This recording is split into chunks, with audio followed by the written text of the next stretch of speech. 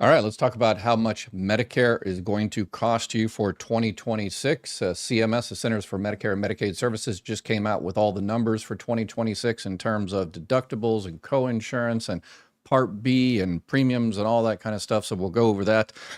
We've also got an update on the tariff rebate, partial tariff rebate check. We've got some questions about people looking to file for benefits for their children, disabled disability benefits looks like, and then we've got a bunch of questions in the live Q&A, so we'll try to get to as many of those as we possibly can over the next hour or so.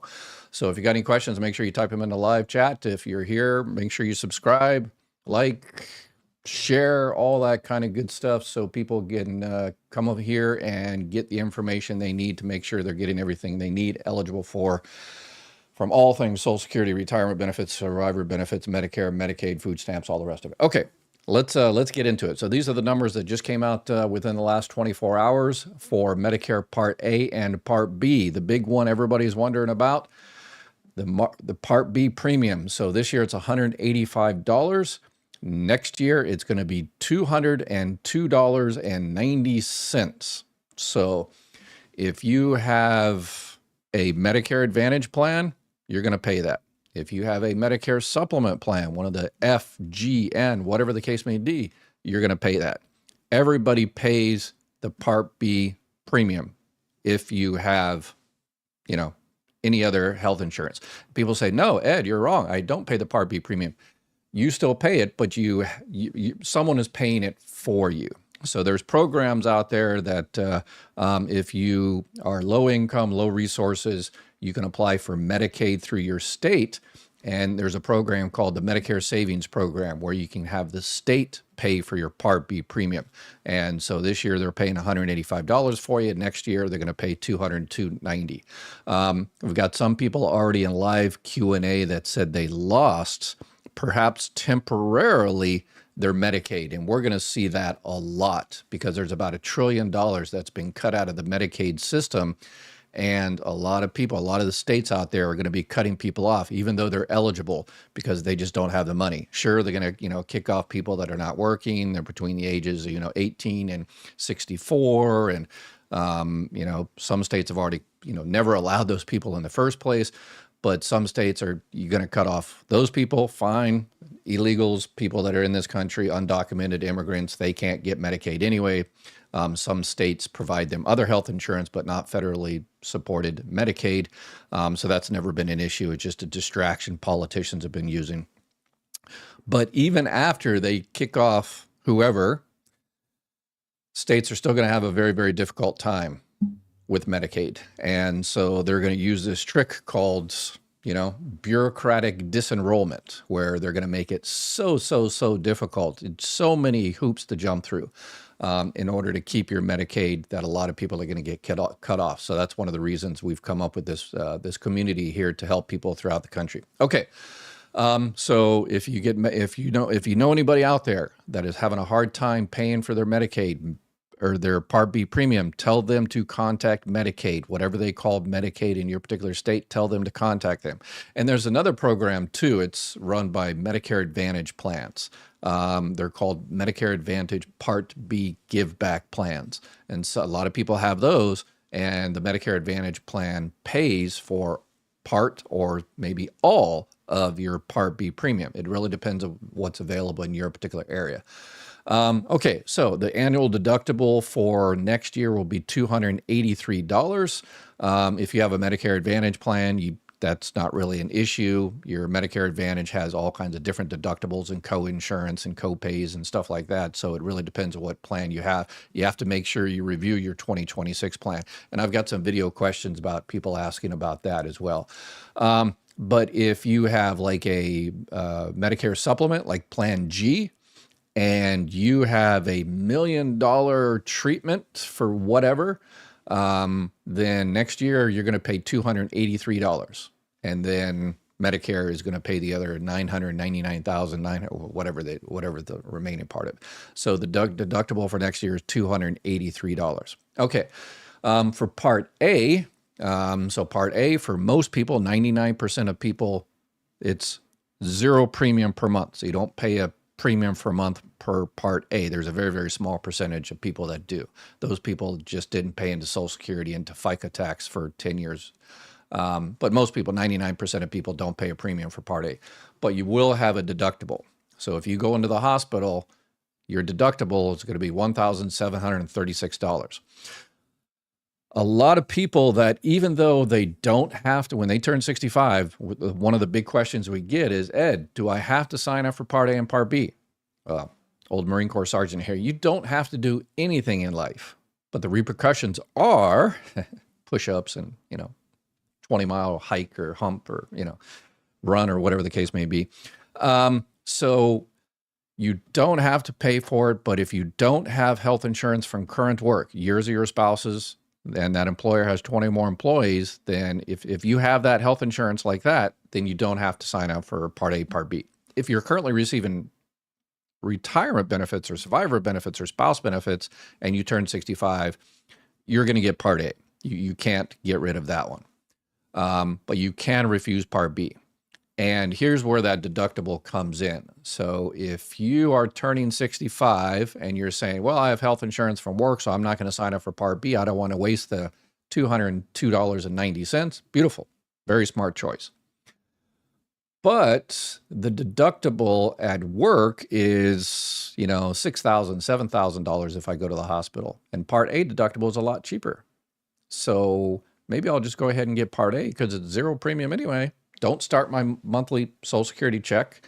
Don't start Part B. Don't get Part D, the prescription drug plan. Just get Part A, and that way you've got a little backup in case you ever have to go to the hospital. And what's this thing about a benefit period? This is not an annual deductible like the Part B. You could pay that deductible, the $1,736. You could pay that several times if you get admitted to the hospital. And someone points out that. Who was it? Someone pointed out that if you ever get into a hospital, be very, very careful because they play around with this a little bit. If you go into the hospital and are not admitted, then you're not going to be using Part A, the hospital insurance, because you're not admitted to the hospital. You actually have to be admitted. And you're like, wait, I stayed there for 2 days. Were you admitted, or did they just put you in a category of observation? Yeah, a little trick that hospitals use. As observation, I guess they get more money, but if they admit you, so they could admit you after 5 minutes, okay, you're going to be admitted. And then it goes to Part A or your private health insurance, they use it differently. But if they say, oh, we're going to keep you in it for a day or two, we're not going to admit you. We're just going to have you kind of hang out here under observation. It's a weird, crazy system, but they're trying to do it to make as much money. But anyway, so just be careful because it might cost you money. Makes the hospital maybe more money in that particular situation, but it might end up costing you money. Okay. All right. So hospital co-insurance, you have the deductible, and then you have the co-insurance. 1 to 60 is 0. 61 to 90 days in the hospital, you're going to pay $434 a day. And then you have a lifetime reserve of 868 days. So it's basically between 91 and 150 or so, about 60 days or so. And then skilled nursing facilities, the first 20 days is 0. And then after that, it's $217 a day. So those are the new numbers. This is the big number right here, the 20% deductible. That's why people get a Medicare supplement plan or a Medicare Advantage plan. Those are the two options: vanilla chocolate, card truck, card dog. That's it. Medicare supplement or Medicare Advantage. Those are the two choices you have to go along with your Medicare. Kind of Medicare Advantage actually doesn't go along. It replaces original Medicare. But whatever's best for you, it depends on your budget. It depends on your particular situation. It depends on where you are in the country, your doctors, your needs, and all the rest of it. So if you're looking for anything, you need to go through the 7 Ps. You need to, if you're reviewing your plan for 2026, get your current plan. And if you have any doctors that you want to keep prescription, you can call Chapter there, and they can definitely help you out. All right. So those are the numbers for next year. The numbers for your Medicare Advantage plan. You don't know until you know, because and you're saying, well, I'm going to keep the same plan this year. You're not doing that. The plan that you have this year expires on December 31st, a Medicare Advantage plan that has a prescription drug plan. They expired December 31st. And the company has probably rewrote, that plan, not the stuff that you can see. It's still zero premium. You may still have your doctor. You can still use the same card, all that kind of stuff. But all the stuff under the hood, yeah, they just might have tinkered it and, put you, switch you from fuel injectors to a carburetor, or the old carburetor guys, carburetors to a fuel. Anyway, whatever the case may be. So they might have switched it on you. So it's important that you check for 2026 to make sure you're getting exactly what you need for 2026. Okay, let's do a quick update on what we're looking at for the stimulus check, or I guess it's not a stimulus, it's a partial rebate.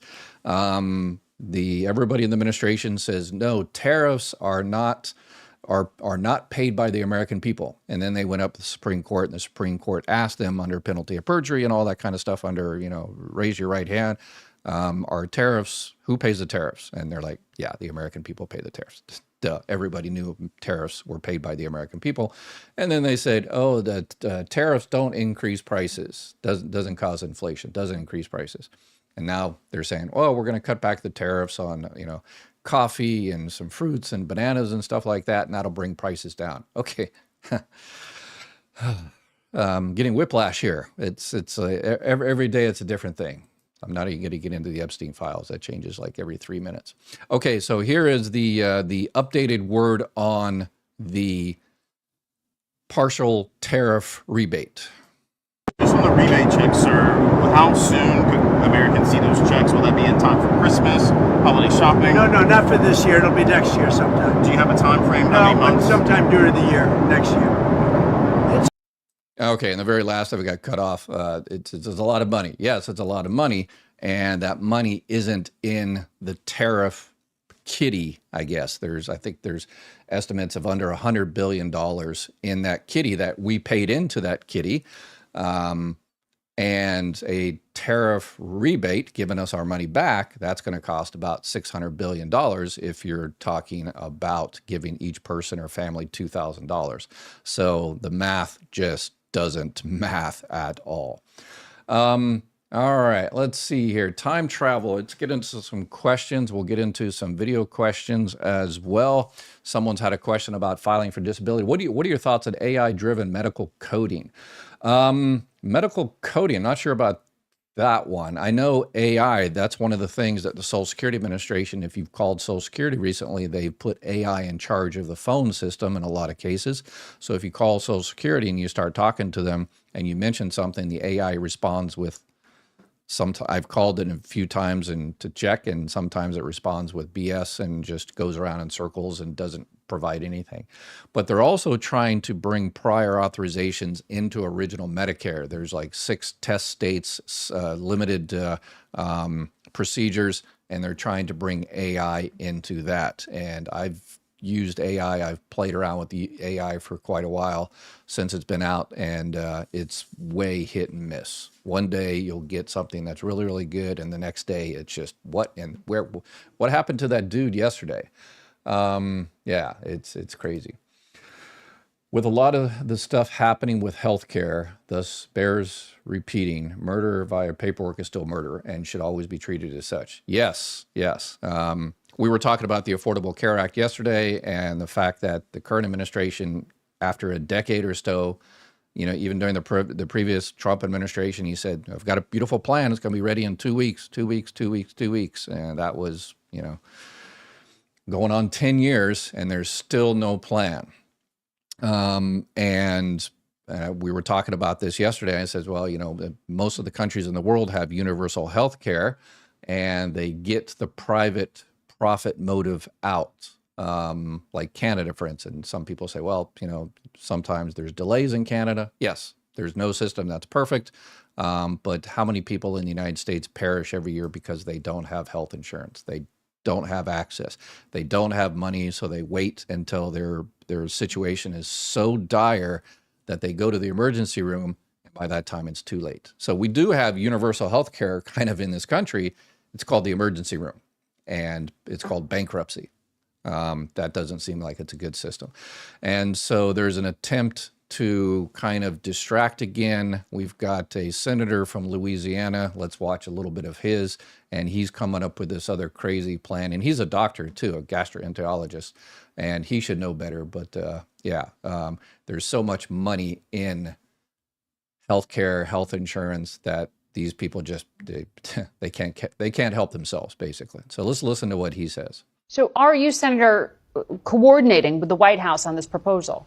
So we're absolutely in communication with the White House and with the administration because there's a lot of stuff that you have to work out to do that. But let me give a little meat on the bones of what the president's speaking about. If you look at an Obamacare policy now, there's a $6,000 deductible. Democrats are fighting to lower the premiums. You lower a premium on something which has $6,000 deductible. It's basically a catastrophic policy. Okay, yeah, 100% right. If you lower the premiums, but then increase the deductible, because there's high deductible plans like that, even Medicare supplement plans have high deductible plans where it's a lower monthly premium, but if you ever get sick, you have to pay a lot of more money. So yeah, that definitely has to take into consideration, obviously. But yeah, $6,000 is catastrophic. So if you have terrible car accident, you get cancer and $1 million, I think, I don't think that's catastrophic. Well, depends on, I guess, your particular, your budget. $100 is catastrophic for some people. But okay, yes, system is not perfect. Let's see what the solution is. I like to speak of the cost of being insured, not just the cost of the health insurance. The president is proposing that we take the $26 billion that would be going to insurance companies if we just do a straight-out extension. Mm-hmm. And by the way, 20% of that $26 billion, 20% will go for profit and administrative overhead. Give it. No, every analysis out there that says in the United States, across the board, so we're talking Affordable Care Act, we're talking private insurance, we're talking Medicare, Medicaid, Medicare Advantage, $500 billion a year goes to profit motives, to corporations. So if we took those out and just said, like, for instance, a Medicare for all, just throwing it out there, low overhead, Medicare for all, or Medicare has about a 1 or 2% overhead. And he is right. These other ones have 20. Before the Affordable Care Act, these companies were spending basically 50% for overhead. And what do you mean by overhead? Salaries for the CEOs and new offices and profits and all the rest of it. So yeah, under the old system, it was terrible. Under the Affordable Care Act, they mandated that, okay, if you're going to take premiums, if you're going to provide these programs under the Affordable Care Act, 20 to 15%, 15 to 20% can go to your administrative overhead, however you want to use it, but the other 80, 85% actually has to go for healthcare. And these companies hate that. They want more profit, so they want to get rid of the Affordable Care Act. And so this is one of those attempts to do that. Directly to the American people in an account in which 100% of the money is used for them to purchase health care on their own terms. Now that makes them an informed consumer. It also helps address the need to have coverage for that deductible. And if they get that policy with a higher deductible, they can actually lower their premium. Well, that's what you can do now. If you go to the Affordable Care Act marketplace, and if you get a policy with a higher premium, you can lower, your deductible. So what he says there obviously makes no sense whatsoever, but it sounds good. He needs a doctor, and so he's using, his authority to, So anyway, Maureen, I'm 66 years old. Well, I got kicked off of Medicaid. I get extra help and QMB. Well, they sent me a letter if I do get kicked off. Okay, so you are QMB, the qualified Medicare beneficiary, so they are paying for your Part B as well, the $185. So if you're kicked off there, that means you're going to have to start paying that $185 out of your Social Security check, $202.90 for next year. So this is going to happen a lot, Maureen. You're not alone, unfortunately. This is going to happen a lot. Even if you're 100% eligible, it doesn't matter. People say, "Well, I'm not an illegal alien. I'm not, 26 years old living in my parents' basement, not working. I am working, or I am, a senior or something like that. So I don't have to worry about this. Ask Maureen that. Yeah. So this is the strategy, bureaucratic disenrollment. So Maureen, unless you won like the lottery or an inheritance, or you're making a lot more money, if that's the case, then you were kicked off correctly. But maybe they lost your paperwork. You forgot to fill out the documentation in triplicate, as we used to say in the Marine Corps. One for me, one for you, and one to burn so the Russians don't get it. But I guess the Russians are already giving it to it. But anyway, so if you're going to have to pay the $185 if you don't get this fixed quickly, and you're also going to lose your Medicare Advantage dual eligible plan because you have QMB, you probably have a Medicare Advantage dual eligible plan if you have one of those over-the-counter or food cards that is included in that, you're going to lose that too. So you might take a $300 or $400 or $500 a month hit because of this. So if you are actually eligible, you got to fight it. You got to fight it. And we've come up with a new community of people that this is going to happen a lot. So we need a lot of people to join our community there. It's 100% free.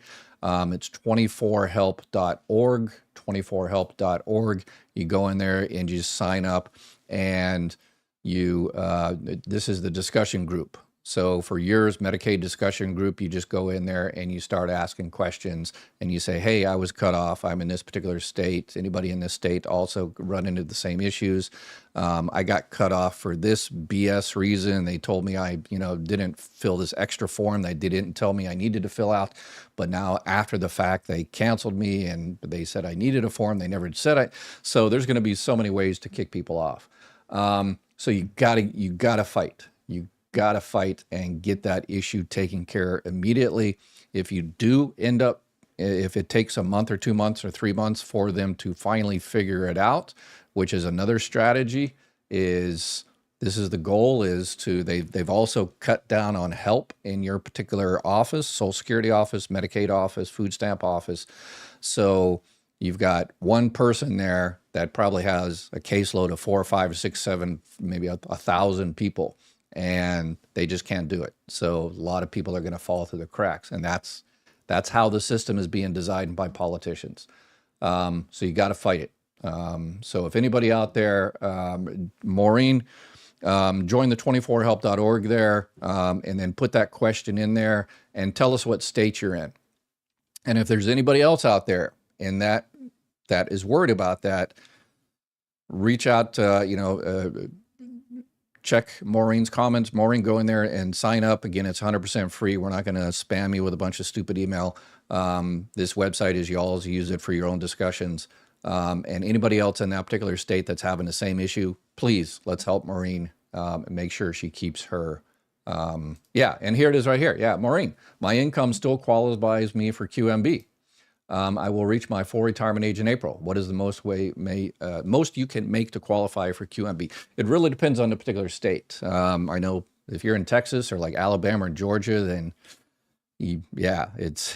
they really like kicking people off. Very, very, you pretty much have to be eating out of garbage cans in order to get Medicaid. And even then, they're like, wow, you found something really nice in the garbage can, so I guess you don't qualify for Medicaid.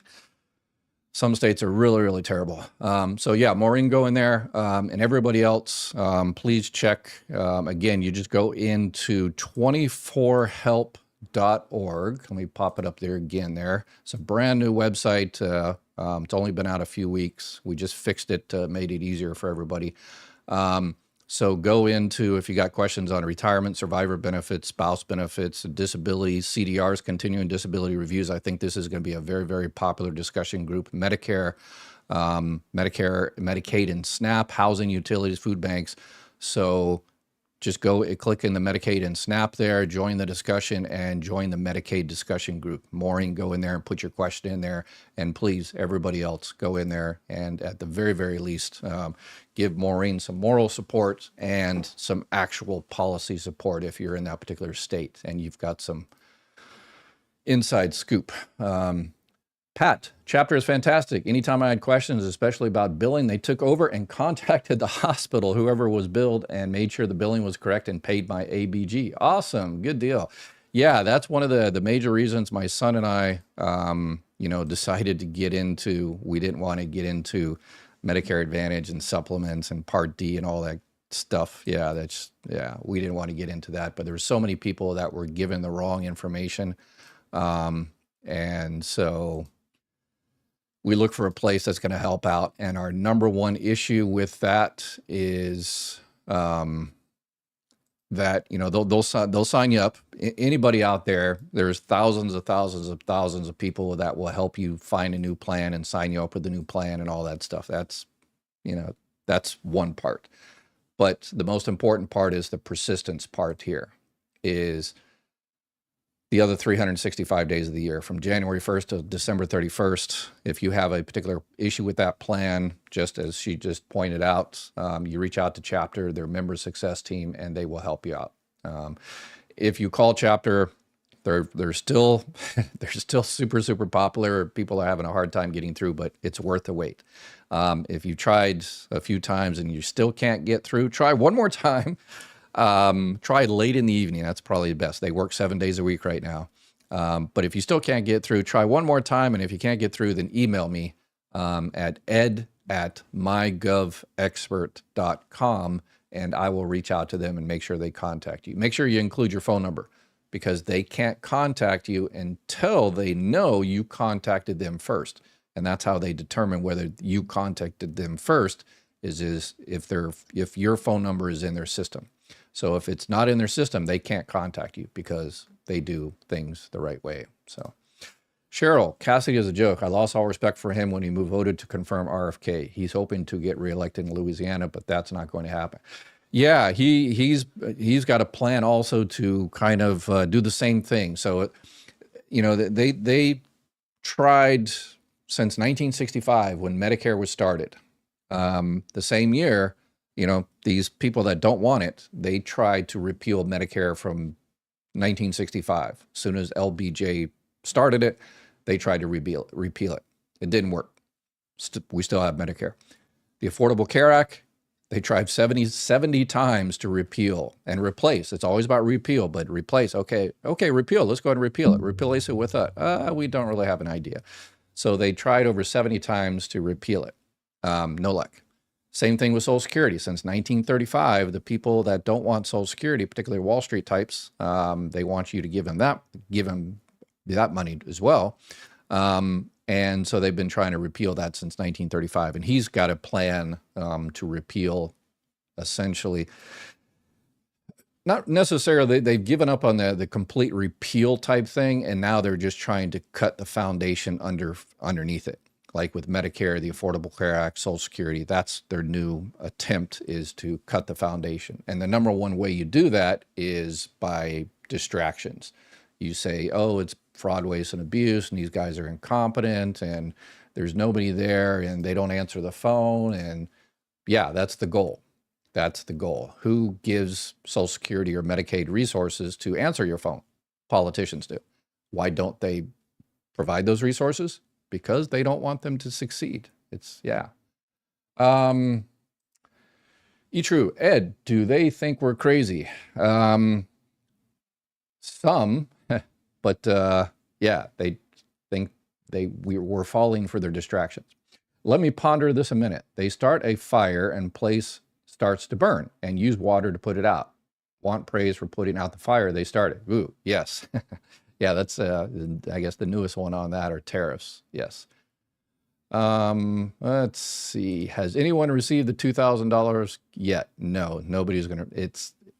I give it a 2% chance of passing. I don't think they're going to, again, the Supreme Court hasn't ruled yet, but it looks like they might rule and say, hey, the tariffs are actually illegal. You don't have authority to do that. You have to go through regular procedures, Congress, and all the rest. So they might have to give that money back. And yeah. Oh, here it is right here. In order to avoid time travel, thank you. In order to avoid excess charges with Medigap Plan N, You need to be admitted to the hospital and not under observation. Yes, Part B coverage switches to Part A, and Plan under covers Part A. Yeah, Plan N is different than Plan G. Plan G is you have the monthly premium, and then you have that the deductible, one-time deductible, and that's it. With Plan N, you have that deductible for next year, $283. And then you have, there's a couple of other charges in there. It could be up to $20 to see a doctor if it's coded as kind of an initial visit type of thing, or up to $50 for an emergency room. But if you're admitted, they don't charge you the $50. But there's also excess charges, which most people don't have to pay excess charges because they just do it right on Plan N. And 95% of doctors don't charge excess charges. The ones I've seen that charge excess charges are podiatrists and psychiatrists. So it's easy to just say, hey, do you bill the Medicare rate? It says, yep. And they're allowed to charge up to 15% over and above the Medicare rate, but most doctors don't. So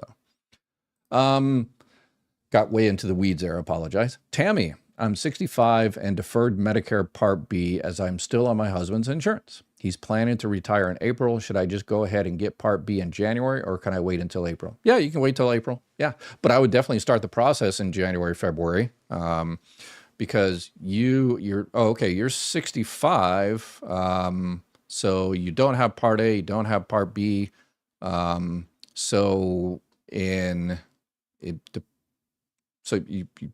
there's a 7-month window. You're already past that 7-month window when it comes to April.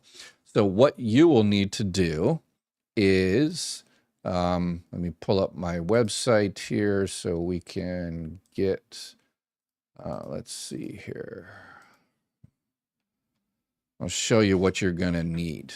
So you go onto my website, it's MyGovExpert. So we've got two websites, mygovexpert.com and the 24Help. The MyGov gives you all the information, and 24help.org is the crowdsourcing help, the discussion groups.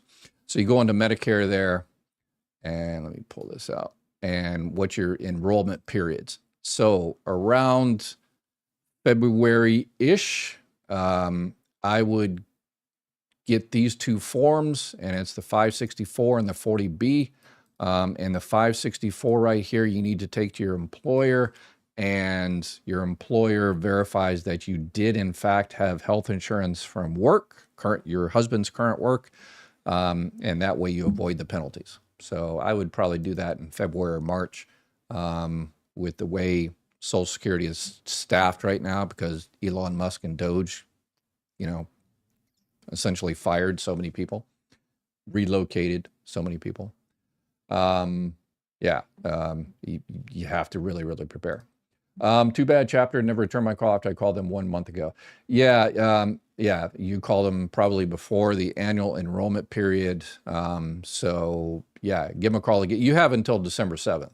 I wouldn't wait till that last week, because that's when it's going to be even crazier.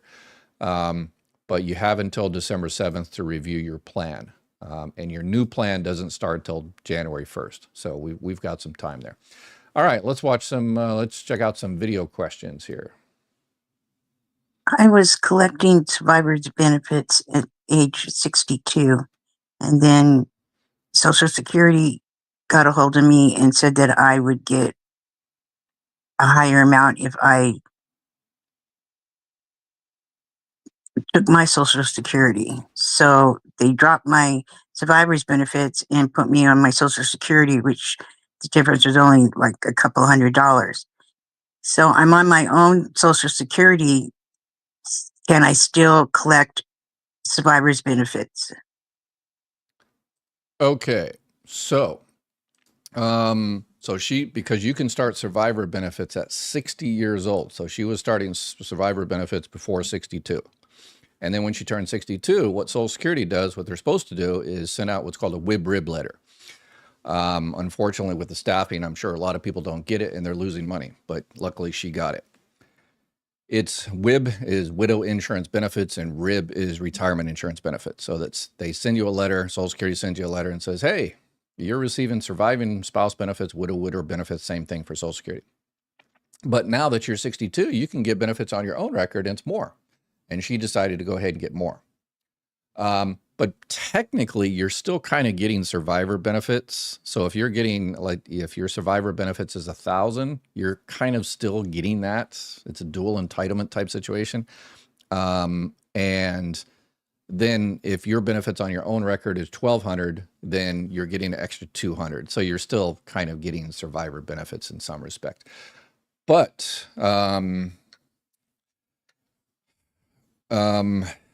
you might have made a mistake. You might have made a mistake because you said it's only a couple $100. Well, it's only a couple $100 because you started it at 62. You started it early.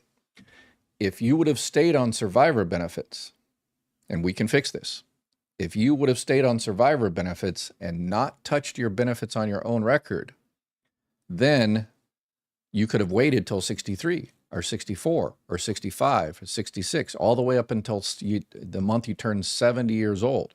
And at that time, it might have been $800 or $1,000 more.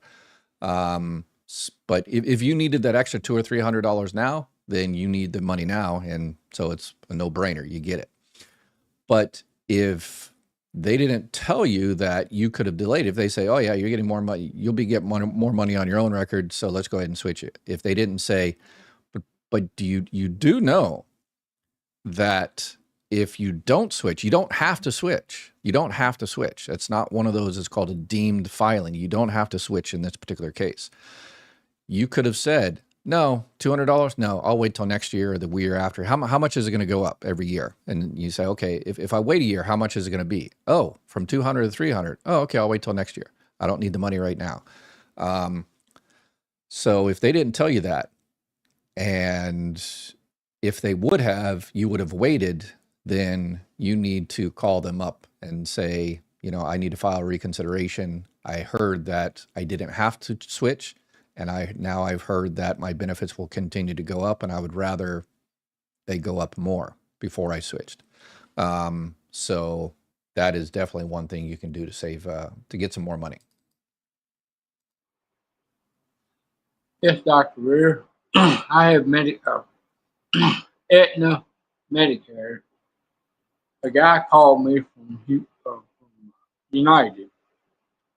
And I told him I wanted time to think about it, but he went ahead and signed me up anyway. How do I stop that? Because I don't want to lose that. All right. That's why my son and I started looking for a place like Chapter, because there's so many people that do that. And it's like, it's the old phone companies used to, what they call it, slamming, where from one phone company, they'd switch your phone thing to another. So yeah, unfortunately it happens in Medicare too. Yeah, that's unacceptable, but no problem.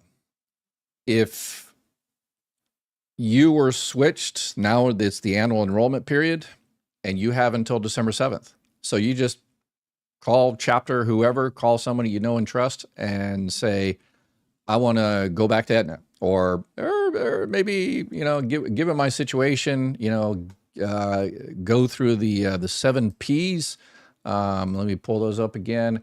Your plan, your providers, your prescription, the pharmacy, priorities, prices. Go through that. And if they say, oh yeah, is the one you want, your old one, yep, that's still the best one for next year. But if you say, well, I kind of like my old one, but is there actually anything better out there? And they'll give you, they'll compare. And then if you want to go back to your old one, no problem. That's super, super easy.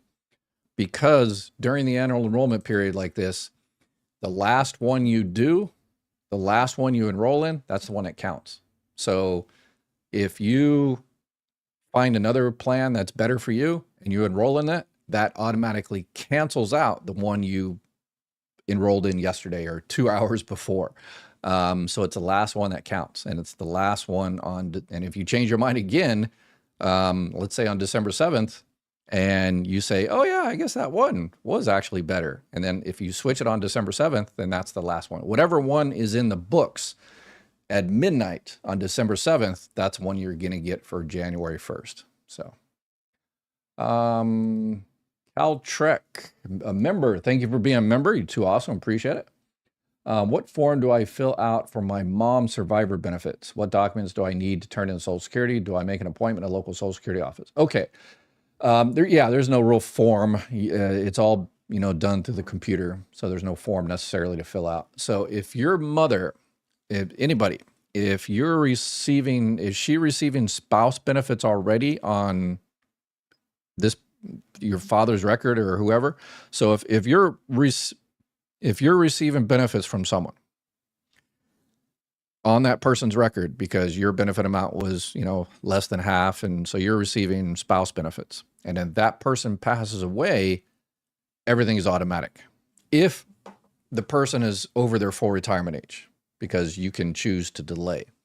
But if she's over her full retirement age, whatever it is, 65, 66, 67, or whatever the case may be, and she's already been receiving benefits from that person's record, then you don't have to do anything. It's called an auto-convert. It converts automatically from spouse benefits to surviving spouse benefits. The only kind of fly in the ointment is that wonderful $255 lump sum death payment. If the addresses are exactly the same, then they'll also kick out that $255 lump sum burial benefit. Stupid, but hey, 255 is 255, right? If she is not receiving benefits, is not on that person's record, then she'll have to file an application. So you just call. You can do it online, or actually you can't do it online. You have to call, schedule an appointment, a phone appointment or in-office appointment, and don't necessarily, if it was a divorce type situation, you have to prove that you were married to the person for 10 years. So you'll need the marriage certificate, the divorce decree. But don't sweat any of that right now. Call and schedule an appointment because they are super, super backed up, and you want to make sure you get an appointment. So and they take care of everything for you once you get the appointment and you file for benefits on that person's record. Sure used. I am trying to find out about common law interaction with a ex-spouse prior to us getting married, and this was in Canada. I've never heard it covered, but our child was conceived during that common law interaction, and then we got married in New York.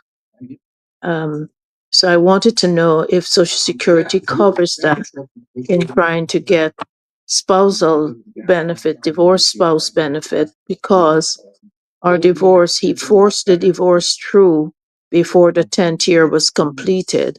So the 10th year would have been completed in December. The divorce was pushed through sometime in June, but we were together a good 8 months, 6 to 8 months prior. Yeah, unfortunately, because you got divorced, it wouldn't recognize common law because that's, Social Security. Social Security has to go by the state law. And if a particular state recognizes common law, then at that particular time, because some states did at one time and then they changed it, then the Social Security has to abide by state law when it comes to marriage and divorce. But because, number one, sounds like it happened in Canada, it doesn't apply. But you eventually got married, so they don't count that as a common law marriage because you actually got married. And unfortunately, some people out there know that, the 10-year requirement. And I don't see what the issue is. I mean, other than just being mean and vindictive. It doesn't affect their benefits. It's not as though if a spouse or divorced spouse gets benefit on their record, it doesn't affect their benefit or amount at all. It doesn't affect if they get remarried and have kids. It doesn't affect their benefit at all. So it's just being mean and vindictive. Another thing that they do, divorce attorneys or exes, is they try another trick. And there's a lot of people out there that are not receiving the benefits that they need because of this trick, is that they put in the divorce decree that you can never get my Social Security. Even though we were married for 10 years or longer, you can't get my Social Security. And that's BS. Social Security doesn't recognize it all. It might take away from your alimony or whatever the case may be. But Social Security, if you're eligible for Social Security from that person's record, doesn't matter what it says in divorce decree. Social Security employees don't even look at the divorce decree in that respect. They just look at essentially the top page of the divorce decree when you provide it to them, and it says plaintiff, defendant, divorced this date. So they only look at 3 pieces of information. They don't look at, page 27 of, this and who got the dog and who got the 1972 Pinto or whatever the case may be. So yeah, it's crazy. Let's see. I think I got one more question here. Hey, Doctor. My name's Scott. Now, I know you said that as soon as I turn my full retirement age, my SSDI goes away and just kind of rolls into regular retirement, but stays the same. My retirement stays the same as it is now with the SSDI. My question is, I also get SSI because they're getting both of them. And said one offsets the other. And so what happens when I turn my full retirement age now? Then I still got a $2,000 resource limit because of the SSI. Anyway, I got a dozen other questions too, but I can't ask them all right now. So All right. Very good question. Very good question. Yes. Okay, so you're receiving SSDI and SSI, so you can do that. He is proof. What it is that, so they're both based on disability. He got both of those based on disability, Social Security disability insurance, and then SSI, which is supplemental security income based on disability, low income, low resources. So his SSDI for this year, based on his work, was under $967. And because he had low income, low resources, he also was eligible for SSI. And so he got the difference. So if he got, let's say, $700 from SSDI, he got another $267 from SSI. So for a total, so he's getting two checks, in one day probably. Anyway, but the max he's getting $967. So technically, here's how it went. On your SSI, because your SSI is more, $967. By the way, next year is going to go to $994. So your SSI actually switched from being based on disability to being based on what's called aged. So SSI aged. You get SSI aged if you're 65 or older. So you're past 65, so you're not getting your SSI based on disability. But you're still getting your SSDI based on disability until you hit your full retirement age. But in terms of your question, the resources, because you're still getting the higher amount is SSI, you're still getting SSI. If your SSDI is more than $967, that means you're not getting SSI anymore, you're getting SSDI only.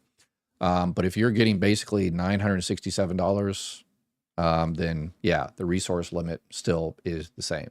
Yeah, unfortunately. So if you got another bunch of questions, make sure you ask them. Gregory, my wife is, I think, a new member, right? You subscribed and all that. Okay. My wife is 63, looking to retire this year because she's worried Trump might change the retirement age next year, which is better. Yeah, he said he's not going to do it. And to his credit, because he said that, there was an attempt earlier in the year to do that, and that went nowhere. So, we got to give credit where credit is due. He said he does not want to raise the retirement age. But then again, he said he's not going to tear down the East Wing of the White House, and said he's, not going to cut, Medicare, which actually they switched on that one as well. There was, so 2 updates on that.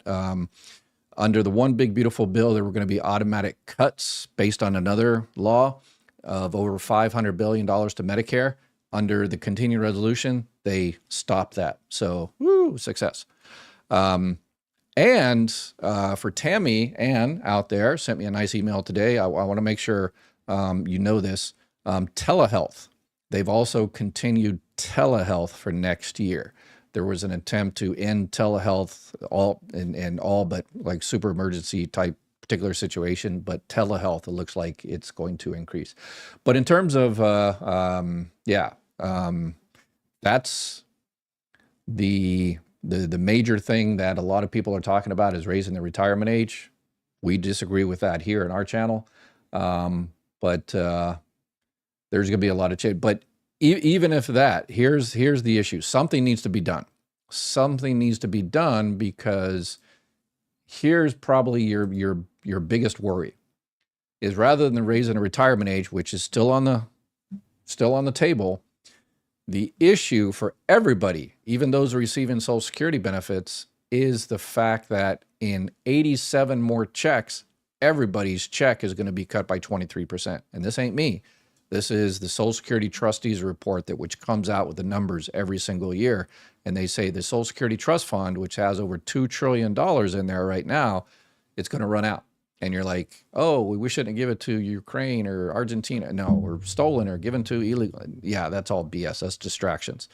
If you're receiving a Social Security check, about 10% of your check comes from the trust fund, because there's this much coming in to Social Security every year from FICA taxes, and that much going out. Let me see, this much coming in and that much going out. So there's this year is about a 10% gap. So that 10% comes from the trust fund, and next year more, and then next year more, and the next year more, and then there's about that time they're about 23% cut, and then there's no more trust fund, and it runs out. So that's why. I think that's probably what a lot of people are making their decision on, based on whether they're going to file for retirement benefits early, is raise the retirement age possibly, but the cuts, maybe I should start getting my benefits before the cuts, because there it is right there, because these guys haven't done anything for 40 years. This is left, right, Republican, Democrat, conservative, liberal. They haven't done anything in 40 years to shore up the program. So we like to tell it like it is here, and we blame them all. So that's probably the number one consideration. But yeah, if you know, nobody can tell you when to start your benefits. Those videos out there with these people that call themselves Social Security experts because they took a two-day online correspondence course. Unless they ask you a whole bunch of questions, personal questions, are you currently working? Do you need the money? How's your health? The genes in your family? Are you, how much are you making total? You're going to pay extra taxes on it? There's a whole bunch of questions you need to ask yourself. And one of the other questions that people have added into it now is should we go ahead and get it while the getting's good? Before they raise the retirement age or before we start cuts. We like to be positive here and say we just need to, this is why I show this slide pretty much, and I do the countdown. Next month I'm going to change it to 85 and then 84. So this is January 2033 that's going to happen. And you're like, oh, that's a long way. The movie Bohemian Rhapsody came out 7 years ago. The first Black Panther came out 7 years ago. 7 years in the future, you're going to get a 23% cut. Seems like those two movies just came out recently, right? Yeah, no, that was over 7 years ago. So time flies when you're having fun. So let's see. So you need to ask yourself all those questions. And then if it turns out you want to go ahead and she wants to go ahead and start those benefits, then absolutely more power. Swool, my father-in-law has cancer and has treatment once a month. Well, Medicare 2026. Oh, that's all we got. Got any follow-up there? Oh, speaking of our website here, there was a question on 24Help, or 24help.org. Someone asked a question. Looks like Patricia has a 45-year-old daughter, recently suffered a massive stroke and is paralyzed on her left side, cannot walk or stand, and unassisted will not be able to return to employment for an indeterminate period of time. How or can I apply for SSDI for her? Okay, she can, if she can't do it herself, no problem whatsoever. You can do it online. You can call and schedule an appointment, but the most important thing for you is to do it, is to just do it. because it's going to take 6 to 9 months in most cases to get something, to get a decision. If she's, in that particular situation, paralyzed on the left side, it might be quicker. If people have really, really terrible disabilities, I've had cases that were approved the same day, within a week. So it really depends on the situation, but sometimes pretty much everybody else, it takes 6 to 9 months if you're lucky even to get a decision. So every day you wait, that delays the decision. Okay, so you can definitely apply for her if she's not able to do it herself. You can even be appointed what's called the representative payee.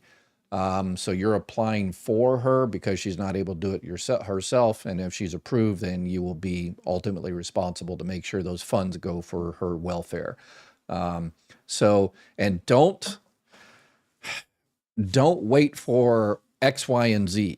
Don't wait for it. Well, she has an appointment next month and I might get some more medical records, or we're going to see another doctor. No. Don't do any of that. Apply. I know you're running to the phone right now to schedule an appointment, or you're running to do it online. Please.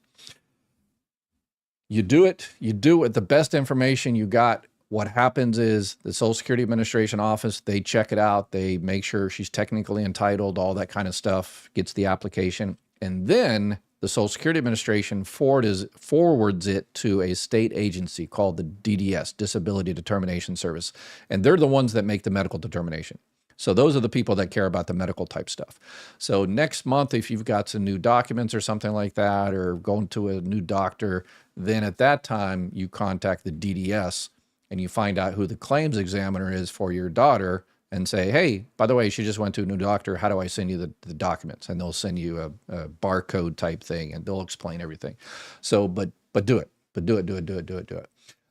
We've also, one of the things we're coming up with, because a lot of people they're stressing about retirement, and because there's no help at Social Security, pretty much it's a crapshoot. Some people get in immediately, but a lot of people are having a hard time. So we put together a team of retired Social Security employees.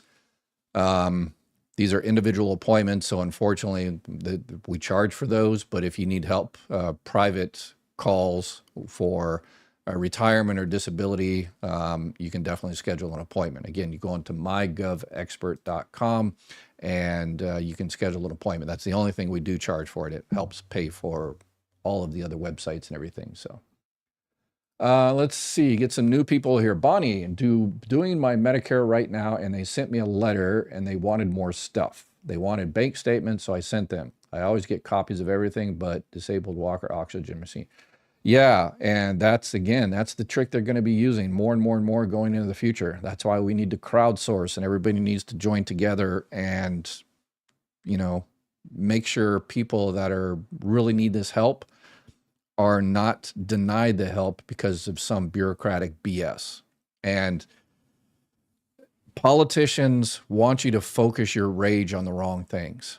It's kind of like, your local coffee shop. They have like 300 people waiting in line, but there's only one person making coffee. Whose fault is that? Is it the one person making coffee, or is it the person that manages that coffee shop and says, yeah, you need to put some more people in there, and he's got hundreds of people. But politicians want you to yell at Social Security and Social Security employees. They only do what Congress tells them to do.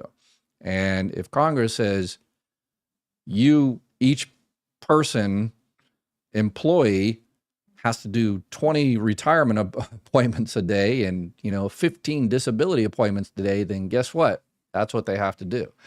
We're only going to give you this much resources. So please don't yell at Social Security, unless the Social Security employee is just a super bad employee. Then please complain, because that might help out, get that person fired. But yeah, even then, managers don't want to fire people because they can't fill that spot. So you've got someone that's terrible bedside manner, Social Security employee or whoever, but at least they're doing work. If you fire that person, then that work doesn't get done at all because they can't hire people. So, so keep your copies. yeah, that's going to be the trick going. Another trick is, oh yeah, we need this other form and we need this other form. And then you get it in the third form and they say, oh, you missed the deadline. Sorry. So you're not going to have Medicaid for a month or 2 months, or food stamps for a month or 2 months or 3 months. And that was the goal all along. So yeah, it's a sad situation. It used to be fraud and waste. They ramped that down of throat. Now it's fiscal responsible. Yeah, those are the 5 words that politicians, the 5 magical words that politicians use nowadays. And they think if they say any of these 5 words in any combination, then we will let them do whatever they want. Fraud, waste, abuse, illegal aliens. And if they use those 5 words, then we just turn it off and they say, oh, that's why you're doing this, that, and the other. Oh, okay, just go ahead and do it. And yeah, so, but we're smarter than that. Let's see here. Dougler, new. I don't think I've seen you here before. Welcome to the best community on social media. I'm a few years away from 62, but we'll take it if it's still an option. The break-even age for me is 78, 89, and no guarantee I will even live that long. Yep, no guarantee we will all be here tomorrow. Knock on wood, right? Hopefully we will. So yeah, if you made that decision, remember, if you're going to be filing at 62, you're limited to the amount of money you can make. For next year, the new annual earnings limit is $24,480. Anything over that, they hold back $1 for every $2 you go over. So, yeah, so that's another decision that you have to do. Yeah, some people talking about who were the investors for this company or that company. Yeah, it's these smart investors, terrible people. I truly have a sorrowful heart towards each one of us that live with chronic illness. Yeah. And could you imagine that's what they're trying to do with the Affordable Care Act, is they're trying to bring that back. A lot of people think, I said yesterday that nobody in America has an Obamacare health insurance policy. And people came back and, my brother has Obamacare health. No. So if your brother gets sick, does Obama come to your house and take care of you? No. So there is no such thing as an Affordable Care Act or marketplace Obamacare health insurance policy. People have health insurance policies through whatever company they choose. That's the person. Obama's not going to come out to your house and, do whatever. You have it through whatever private health insurance company. The only thing the Affordable Care Act did is set up a website so you can compare. So website. And they made it to where you couldn't deny. These companies couldn't deny. They just regulated it and says, yeah, you guys can't deny stuff just because people are sick. People are sick and they still need health insurance. You can't deny that like you used to. You can't deny Medicare Advantage plans, and so why should you be able to deny an Affordable Care Act? You can't drop people when they get sick. It's like, oh yeah, we'll take your premiums until you get sick and then we'll drop you. So there's just a bunch of stuff. That's what the Affordable Care Act actually did. So that's what they're trying to get rid of. So companies can deny you, can refuse you a plan to begin with. They can drop you when you do get sick. They can put up lifetime caps. They can't, don't have to cover psychiatric or maternity.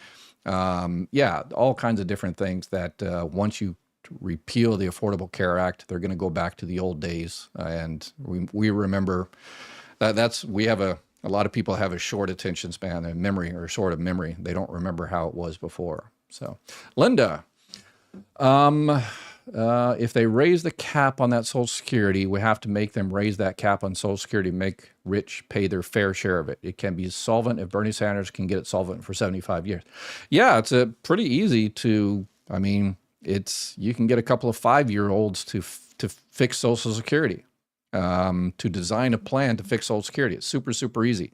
The Social Security actuary, the guy with the big calculator, anytime some politician or some think tank has some brilliant idea to make sure we don't get this, 23% cut, the actuary runs the calculations and says, oh no, that's a terrible idea. It'll only help 1%, or it's a great idea to help, 80% or whatever the case may be. And there's a bunch of those ideas out there, tons of ideas. The most popular one is to raise the FICA cap so it's fair for everybody. And that's one of the things Bernie Sanders, the previous president, was talking about. They had those plans, but unfortunately, 40 years of failure. But we need to, and that's that's the trick. They tried to get rid of Social Security since 1935. George Bush tried to get rid of it, kind of undermine it considerably. And so that failed. So right now they're just running out the clock. So they're waiting till this gets down to maybe, 50, 60, 40, 20, or whatever the case may be.